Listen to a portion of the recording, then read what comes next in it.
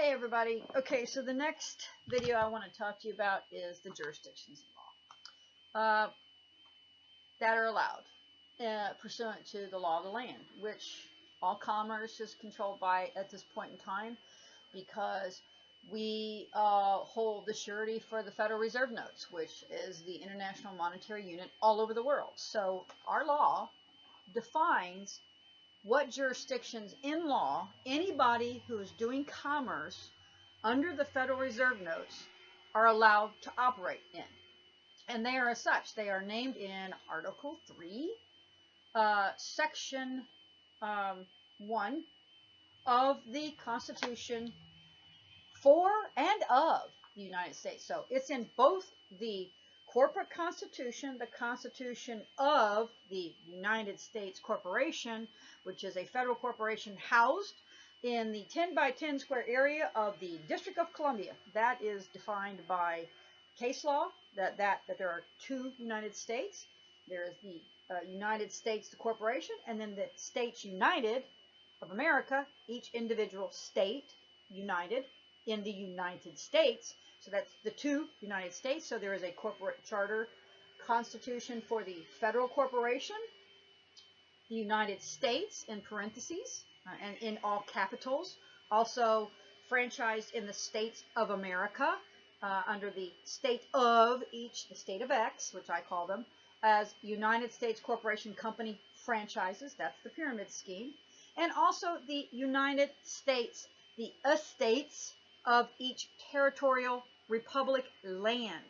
That is the de jure constitution, the Constitution for the United States as it is named in the preamble of the Constitution. And that's the easiest way for me to show that there is a Constitution for and a Constitution of is by the first words of the preamble.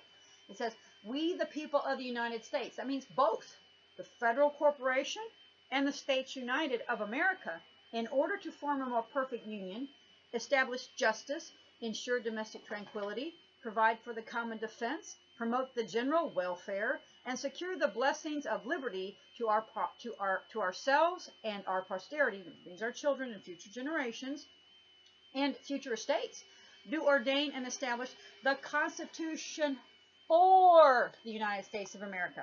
That is the de jure first instrument of law. The Constitution of, if you look at the definition of for, again, we're talking about they are torn words. You must learn the meaning of words.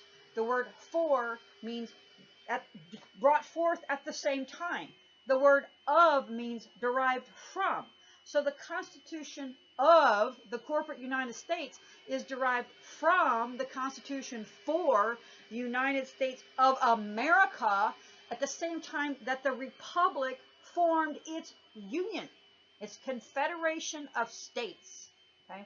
And that's why they hate the word confederacy, because that's the Republic states separate from the foreign corporation. So the Confederation of the Southern States reformed the Union under the de jure Constitution and were fighting foreign oppressive insurgents that had couped the federal corporate instrument in D.C. That's a basic, very pure sense of what the Civil War was and why they now are attacking the Confederate flag, because it really is a true United States Republic still to this day, because the Civil War has not been set aside. So in Article 3 of both constitutions, both the corporate United States Constitution, which is the Constitution created after 1812, with the third 13th Amendment, the one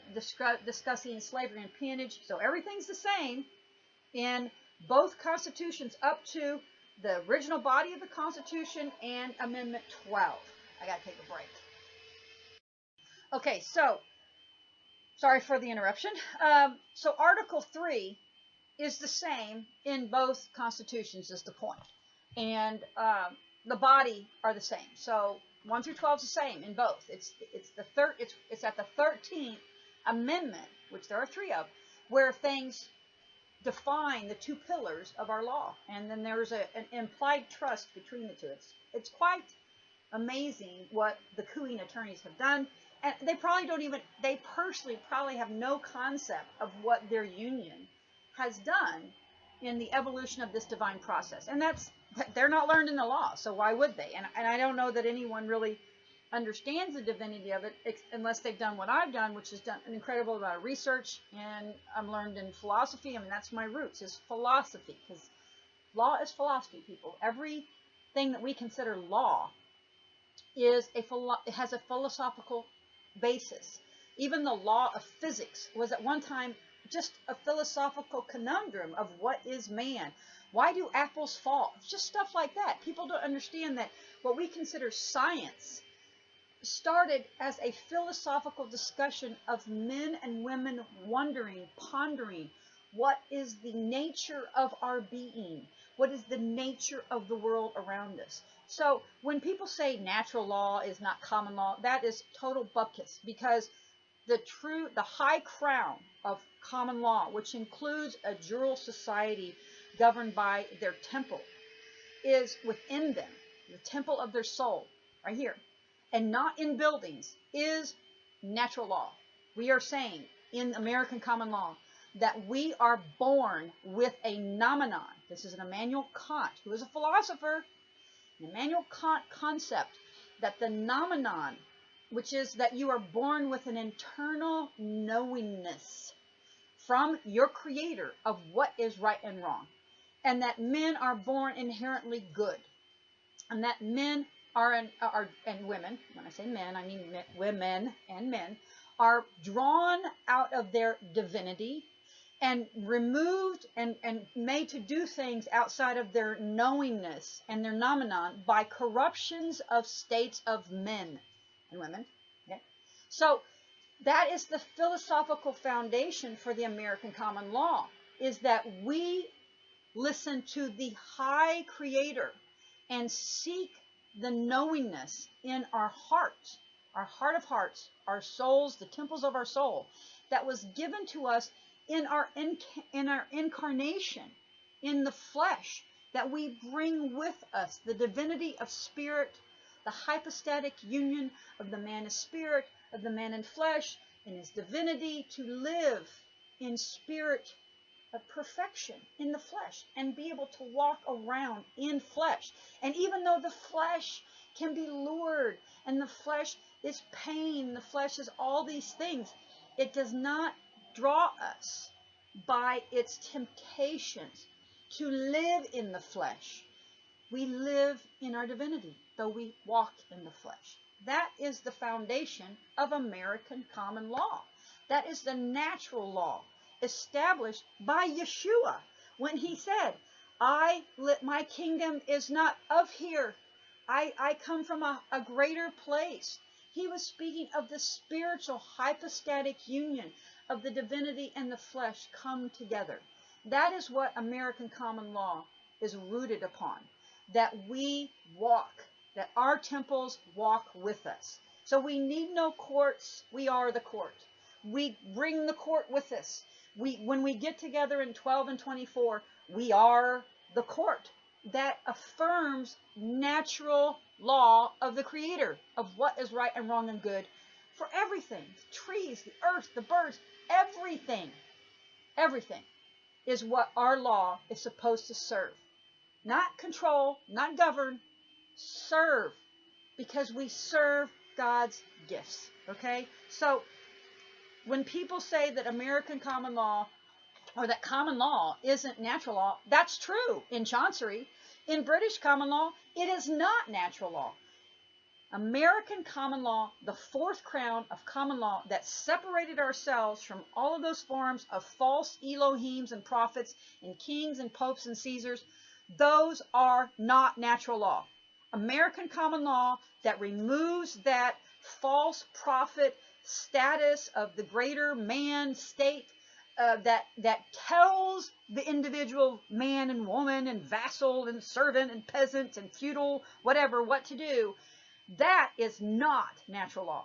Ours, where we are self-governed by our nomenon we are born with, which is a construct, a philosophy that came into being at the same time that our Constitution was brought forth by these very learned philosophical men and women, because they had women behind them, of all different faiths, not just Christianity.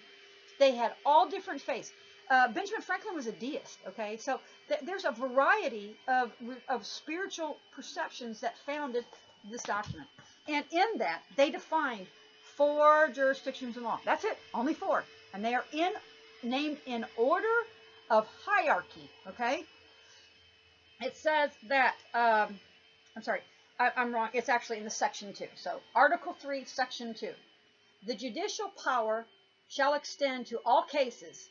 And then they're talking about Section 1. It talks about the judicial power of the United States. And that's both. So Article 3, Section 1 says the judicial power of the United States shall be vested in one little s, big C, Supreme Court. So the Supreme Court in D.C. is not that one. Just want you to know. Section 2. The judicial power this judicial power of all the power of the United States shall extend to all cases in law, that's common law, that's the highest law, and equity, that's the second jurisdiction, arising under this Constitution, which means those 2 types of law are bound and defined by this Constitution. So common law and equity are arising. That means they come from the Constitution for the United States of America. Okay? Now, then it goes on to say, the laws of the United States, rising under this Constitution, the laws of the United States and treaties made, or which shall be made, so future things. And then it says, under their authority. To all cases affecting ambassadors, other public ministers and councils, to all causes of admiralty, little a, that's the third jurisdiction, and maritime, big J, little m maritime, big J. So that's the 4th jurisdiction. So the 4 jurisdiction named under the Section 3 that established the judiciary of any kind of judiciary that has the term United States in it, be it the federal jurisdiction, or the admiralty jurisdiction, or the maritime jurisdiction of the federal instrument, or the state instruments operating in quasi-rem and rem as United States territories, or the de jure courts of the states of America united in their common law. Any court that is a court of the United States, of both corporate and law pillars, are bound by 4 jurisdictions, and they are defined. Capital L, law, common law. Capital E, equity. Little a, admiralty. Little m, maritime jurisdictions. 4. That's it. Now, they are operating in admiralty and maritime. Admiralty and maritime, by the Constitution, are barred from the land. Okay?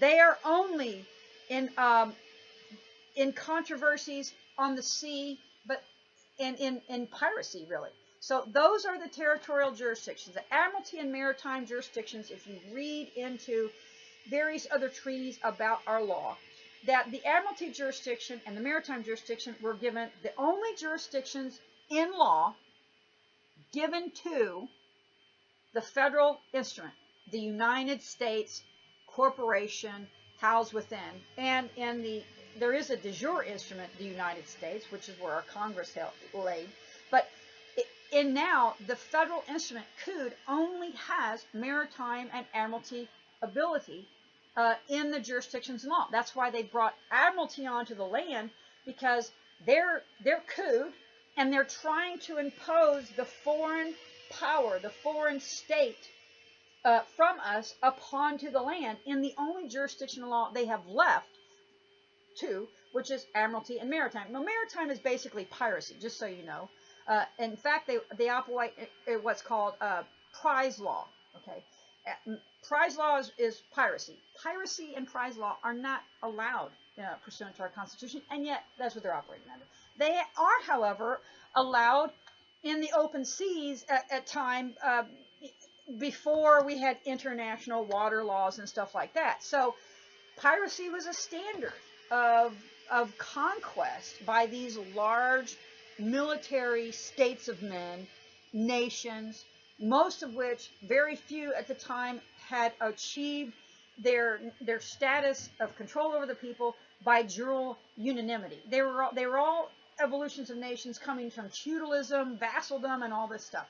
America is the only country that the foundations of the law itself are based on non-feudalism and non-vassaldom, non-peonage, non-slavery. Now, people can argue about how slaves helped build it. It wasn't about color. It was whites, blacks, every kind of color was brought in as indentured servitude, peons, and slaves. However, at least in our crown of law, they're not supposed to be, and mind you, they were ahead of the time. They're not supposed to be enslaved against their will. That was what we established. Now, we established this at a time when that was not the belief or the evolved law, the philosophy, the foundations of men being free based upon the fact that all of us are equitable by our creation from God under natural law. At that time, the statutes and the law that had been written down, just as when Yeshua walked in and challenged Pontius Pilate, the law had not been established that affirmed or protected that belief. Our founding fathers and mothers established the foundations for the principles of law that one day our higher mind, our higher belief in law would be met, that the evolution of statutes and the constructs of men would match what we believed was the equitable nature of everyone who is born and incarnated in this paradigm, okay? And it doesn't matter your religion or your color. We are all created equal by our creation. And that is the central figure, and that's what puts us on equity. And in the law, with the first 13th Amendment, which you all have, if you've listened to my videos, you understand that the 13th Amendment, the first 13th Amendment, is where the de jure Constitution for the United States of America stops. Because after that, we were couped, and they obfuscated that Constitution and allowed the corporate Constitution to move forward and evolve its pillar, okay? So the pillar of the fourth crown of American common law, the Constitution, which all things depend upon, from thereafter, all the statutes are defined by the last amendment to it, which is the first 13th Titles of Nobility Amendment. And that right there, as I've discussed in previous videos, was just an affirmation of where there is a penalty under our de jure law, the natural law as affirmed in American common law, that where we separated ourselves from all the other known crowns, the Roman, the ecclesiastic, and the monarchical law, because we said that titles of nobility, which are titles granted to men by other men, other states of men, make it so that when you take a title from a state of men, where you presume to put yourselves in a noble status above other men as vassals and slaves and peons, you no longer can access our law, which is the big L law and the big E equity. That's why they operate at law. We took the two high jurisdictions in law and removed their ability to operate and in it, because we had determined that men and women who take those titles from states of men are reprobate, that they sell their knowledge for law, that they use the law, they use their positions, often at times, all power corrupts absolutely.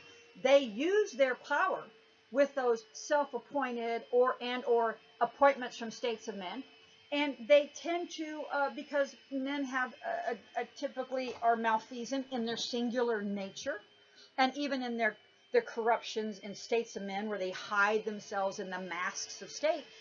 We had decided, as people who believed in the law affirmed by Yeshua, our advocate, when he went before Pontius Pilate, that we are held to a higher standard than states of men, and that states of men tend to get together and make war and rape and pillage and do all these things under the masks of state, the mask of state, okay? We said that when people take on that mask of state by accepting that title, that esquire, that doctor, that king, that whatever, the senator, those are all titles of state, okay? Those are all House of Representatives. POTUS is a state of men. It's a title of a state of men. It's a title of nobility, of someone set up. Now, in our foundation, we elect people that will hold those titles. In the old crown, they were appointed by the Pope or the Queen.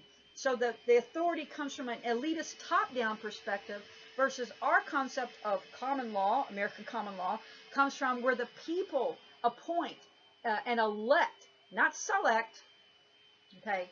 Well, actually, we don't appoint either. We actually elect through a process of jural polls, not polls, of balloting, where we go and we actually physically vote, not take a poll like we do now. They elect their titles of nobility, or those people with those state titles, and in that election of those people, they are mandated by our law to do our bidding, okay?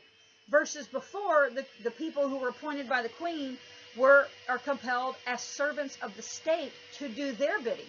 And so we set up basically a type of law where we are the exact opposite of the elitist system. And so we challenged their crown and control of the world precepts of law. That's why we had to put the 13th Amendment in there, where we severed, at that point, we no longer are party to, or part of, the monarchical crown, the ecclesiastic crown, or the Roman civil law crown, which has false prophet states of men who appoint our masters, and that have compelled us in the past through war, force, tyranny, all those things, coercions, to be their slaves, their vassals, their feudal controlled wards of the state. We went, nope, we're not doing that anymore.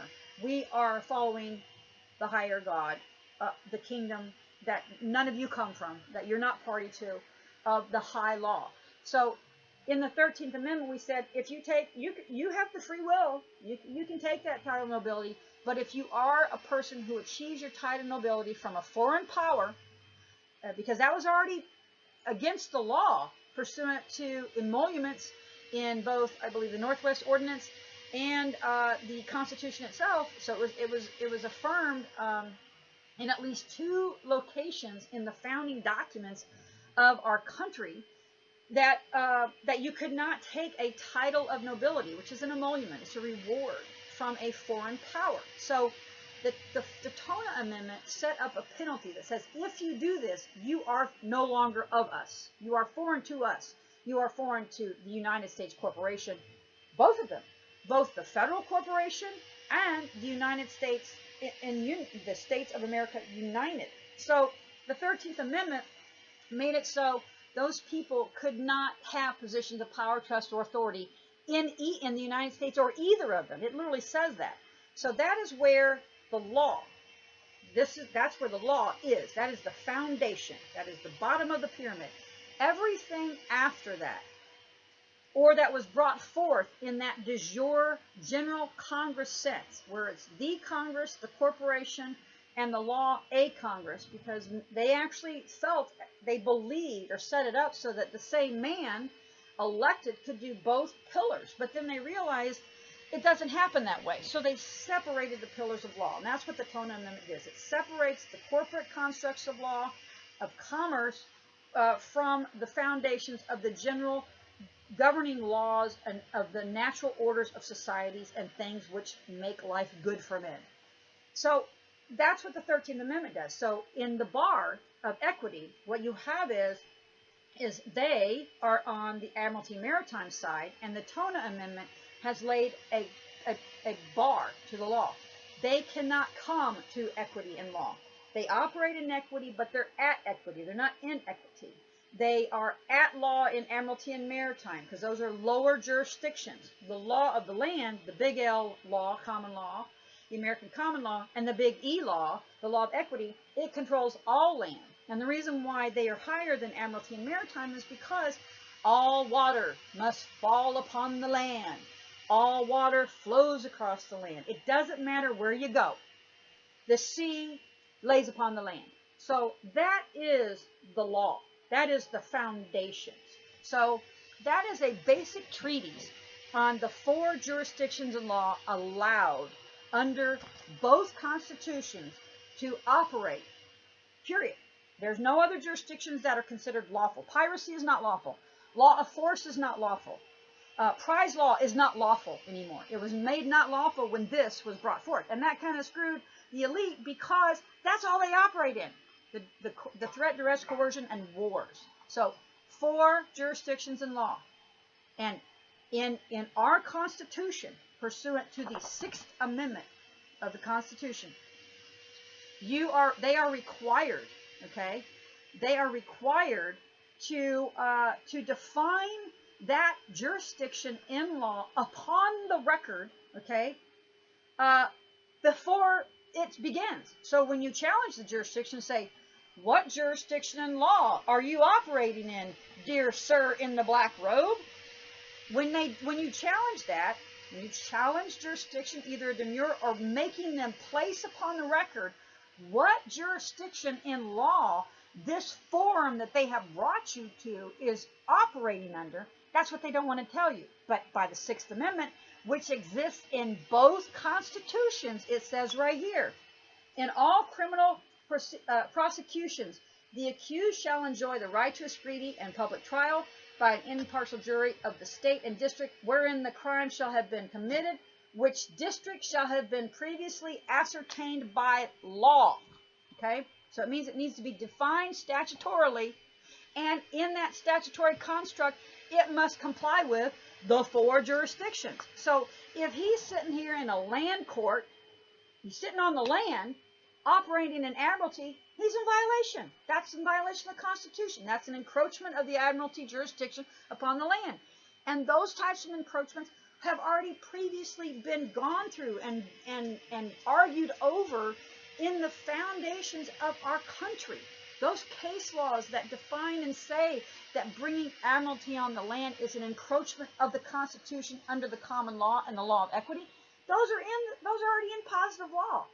They have obfuscated this to try to circumvent and coup our Constitution, both constitutions. So what I'm trying to explain to you in this very short and probably very confusing to some little video is that even in the de facto corporate constitution, they do not have a right under law and the Constitution, even their Constitution, to bring admiralty onto the land. It is a jurisdiction law specifically held to the water. But here's where they get you.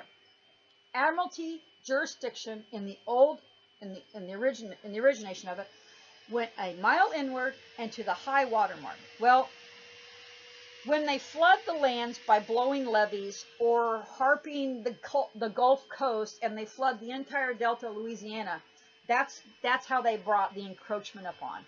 And I'm sure that they've even brought, well, the water falls upon the land and blah, blah, blah, blah, blah, stuff like that. So they're attorning, okay, the intent of the limitations of the admiralty jurisdiction as established to try through fraud, corruptions, obfuscation, constructive fraud, and just outright lying to the American people and the world that they are not operating admiralty and law upon land. And I am going to tell you, it can be proven that that's what they're doing by the manner in which they operate.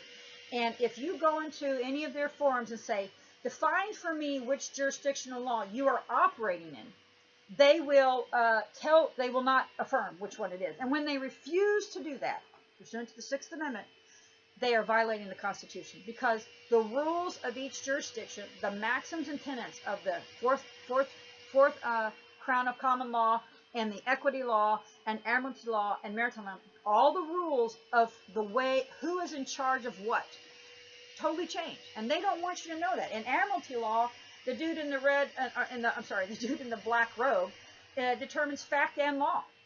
A jury is completely just there for looks. They can hear the case, but he she can determine what the jury hears, whether it's going to be allowed as a fact, whether it is a fact, and they get to make the decision. It's irrelevant what the jury, quote, the jury, does, because a trial by jury and a jury of your peers, a trial by jury of your peers and a jury trial are also two different things. That's an attorney. A jury trial is in admiralty.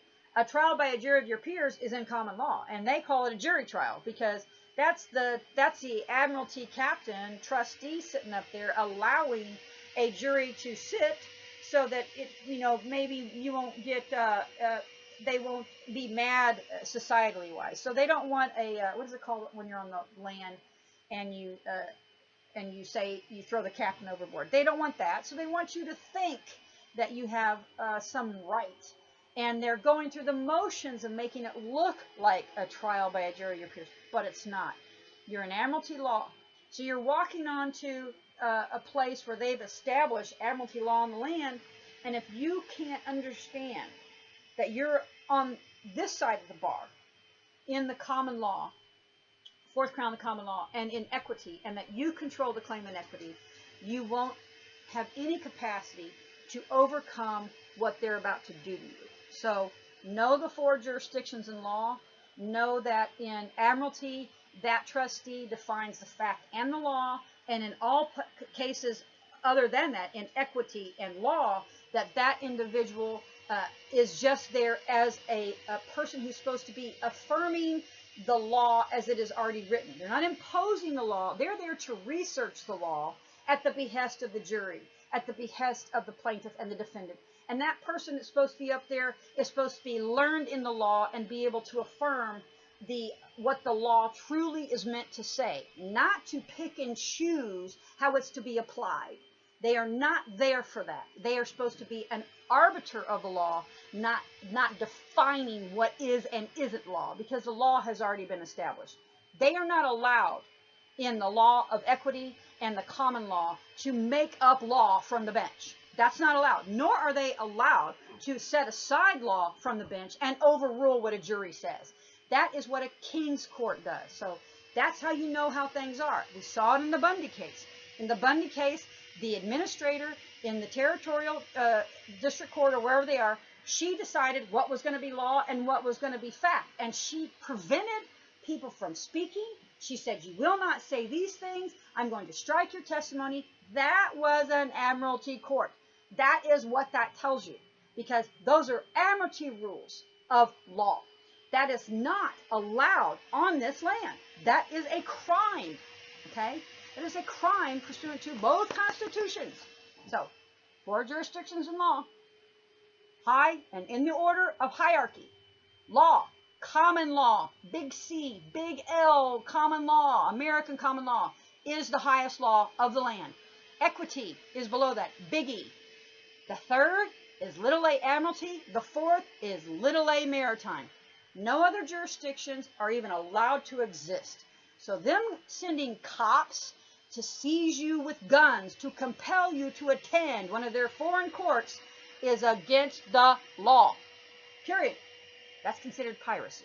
They steal your body and make you go somewhere. That's called kidnapping, folks. That's against the law. So, four jurisdictions.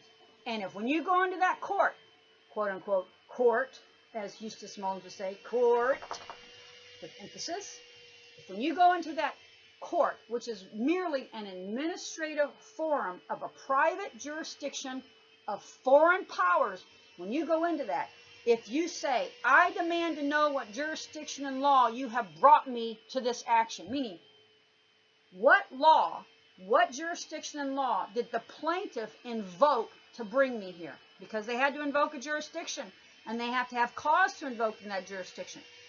If that trustee doesn't make that plaintiff affirm and aver that verbally upon the record before proceedings commence, they have violated the Constitution of the United States Corporation and for the United States of America, the Republic.